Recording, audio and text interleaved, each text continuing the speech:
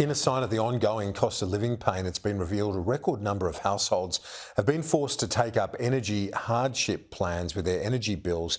It comes 3 years to the day that Labor promised that power bills would be $275 cheaper by 2025. Joining me live is the Shadow Energy Affordability Minister, Melissa McIntosh.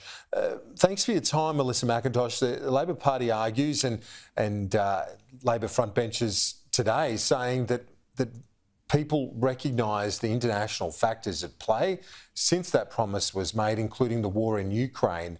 Is that not something you hear from your constituents? Thanks, Kieran. From a very hot 30-odd degrees in Penrith, I think Labor is kidding itself if that's what they're trying to tell the Australian people. Australians who, as you said, are now on hardship payments like never before. Hardship payments are up 93% more since Labor has come into government. Over 560 people each week go on to these hardship payments. And it is 3 years to the day that the Albanese Labor government promised Australians that they would be paying $275 less on their electricity bills. Didn't say it once, didn't say it twice, said it 97 times. And here in Western Sydney, people are paying around $1,000 more. I think the excuses have dried up, and the cracks that were forming in the energy policy for the government are now great big holes. The political strategy the tactics from the government now are shifting the focus to Peter Dutton. The Prime Minister at the weekend was arguing that they've had their Australians' backs. They've been trying to improve things. Things would have been a lot worse, he argues, under Peter Dutton because he's opposed all the cost of living measures, including the energy rebates. Melissa McIntosh. What Australians have never had it better. I think that is extraordinary that the government is trying to play that line when people are lining up at food banks. Food banks are paying people's energy bills. There is instability in the grid. Not only are people paying $1,000 more and really suffering under that promise, that broken promise of $275 less, but we have threats this summer that the power will in fact go out. People have already been asked to turn off their air conditioners.